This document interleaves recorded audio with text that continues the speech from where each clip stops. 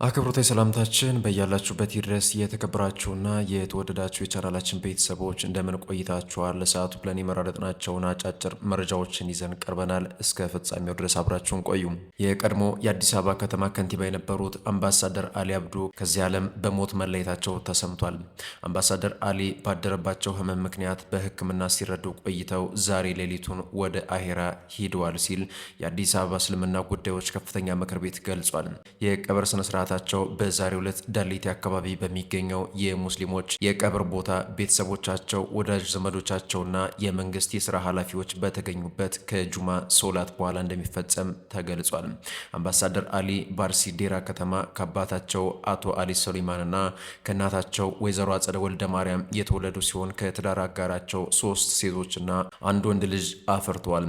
27ኛው የአዲስ አበባ ከተማ ከንቲባ በመሆን ያገለገሉት አምባሳደር አሊ ከ1990 እስከ 1995 አዲስ አበባን መርተዋል። ችሎት ውስጥ የተፈጸመ አሰቃቂ ግድያ። ትላንት ረፋድ ላይ በወላታ ወልማራ ወረዳ ፍርድ ቤት ውስጥ በተፈጸመ ጥቃት የዕለቱን የችሎት ውሳኔ በማንበብ ላይ የነበሩ ዳኛና አንዲት ተከራካሪ ሕይወታቸው ማለፉን አክሰስ ቱ ጀስቲስ ኢኒሼቲቭ ኢትዮጵያ አስታውቋል። እንደ ምንጩ መረጃ የቤተሰብ ክርክር ጉዳይን በመመልከት ላይ የነበሩት ዳኛ ወርቄ ፈንካሳ የፍርድ ቤቱ ውሳኔውን እያነበቡ ባሉበት ወቅት ተከሳሹ በድንገት ባወጣው ሽጉጥ ዳኛዋን በጥይት በመምታት ሕይወታቸውን ቀጥፏል። በዚሁ አጋጣሚ በችሎቱ ላይ በጉዳዩ ላይ ይከራከሩ የነበሩት ተከራካሪዋ በተመሳሳይ ሁኔታ በተከሳሹ በተተኮሰ ጥይት ወዲያውኑ ሕይወታቸው አልፏል። የሕግ ባለሙያዎችና ማህበራዊ ሚዲያ ተጠቃሚዎች ድርጊቱን በጽኑ ያወገዙ ሲሆን ዳኞችና የሕግ ባለሙያዎች በስራ ገበታቸው ላይ አስተማማኝ የደህንነት ጥበቃ ሊደረግላቸው እንደሚገባ በርካቶች በመጻፍ ላይ ይገኛሉ።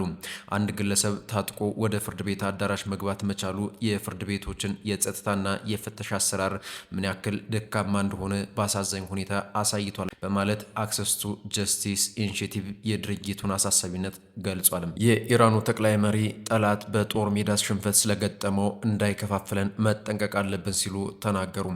የኢራን ጠቅላይ መሪ ሞጅታባ ካሜኒ አሜሪካና እስራኤል በጦርነት በወታደራዊ ኃይል ሽንፈት ገጥሟቸዋል፣ እናም አሁን ወደ ውስጥ ክፍፍል የመዝራት ዘመቻ ተሸጋግሯል ብሏል። ካሜኒ በጽሁፍ ባስተላለፉት መልእክት በዩናይትድ ስቴትስ የሚመራው ጨቋኝ ስርዓት ተንቃራና ገለልተኛ ኢራንን ሊቀበል እንደማይችል ገልጸው እስራኤልም በዚህ ስርዓት የተሰራች ደጋፊ በማለት ተናግረዋል። ጠላት ወታደራዊ ውድቀትና ጥልቅ ውርደት አጋጥሞታል። አሁን በሁለት ነጥቦች ላይ ያተኮረ ድብልቅ ጦርነት ያካሂዳል በማለት የህዝቡን ጽናትና የባለስልጣናት የተሳሳተ ስሌት ዋናው መሳሪያቸው ይሆናል። ጥርጣሬን፣ ተስፋ መቁረጥን፣ ፍርሃትንና መከፋፈልን መዝራት ነው ሲሉ ተደምጠዋል። አክለውም በህዝቦች መካከል ቂምን ወይም ተስፋ መቁረጥን የሚፈጥር ማንኛውም ተግባር የዚችን ሀገርና ህዝቧን ጠላት የመርዳት አይነት ነው ሲሉ ሁሉም ኢራናውያን በጽናት በግልጽ እይታና በአንድነት እንዲቆሙ አሳስበዋል። በአርሲው ጥቃት መንግስትና የኦነግ ጦር እርስ በርስ እየተወነጃጀሉ ይገኛሉ። ባለፈው ቅዳሜና እሁድ በአርሲ በሚገኙ 2 ወረዳዎች በተፈጸመው ግድያና የቤተ ክርስቲያን ቃጠሎ መንግስትና የኦነግ ጦር እርስ በርስ መካሰሳቸውን ቢቢሲ አፋን ኦሮሞ ዘግቧል። እንደ ዘገባው የኦሮሚያ ክልላዊ መንግስት ኮሚኒኬሽን ቢሮ ባወጣው መግለጫ ይህን ድርጊት የፈጸሙት የኦነግ ታጣቂዎች መሆናቸውን ገልጿል። ቢሮ በመግለጫው ድርጊቱ የተፈጸመው 7ኛውን ብሔራዊ ምርጫ ለማደናቀፍ ዜጎች በብሔርና በሃይማኖት ስርዓት እርስ በርስ እንዲጋጩ በማቀድ እንደሆነ ማስረዳቱን ዘግቧል። የኦነግ ጦር ዋና አዛዥ ከፍተኛ አማካሪ የሆኑት አቶ ጂራና ጉዳታ ስለ ጉዳዩ ከቢቢሲ ተጠይቀው በአርሲው ጥቃት ላይ እጃቸው እንደሌለበት ገልጿል። ሲናገሩም ኦነግ እንደዚህ አይነት አሳፋሪ ድርጊት አይፈጽምም ካሉ በኋላ ታጣቂው ኃይል ምርጫውን አስመልክቶ መንገድ በመዝጋቱ የተነሳ መንግስት የኦነግ ጦርን ስም ለማጥፋት ድርጊቱን እንደፈጸመው ገልጿል። የአካባቢው ነዋሪዎች ድርጊቱን የፈጸሙት የኦነግ ጦር አባላት መሆናቸው መናገራቸውን በተመለከተ ከቢቢሲ የተጠየቁት አቶ ጂሪና ሲመልሱ በሰንቀሌ ወታደራዊ ካምፕ የሚሰለጥኑ ኃይሎች አሉ። እነዚህ የሽመልስ ሸኔ ሲሆኑ የኦነግን ስም ለማጥፋት የሚሰለጥኑ ናቸው ብሏል።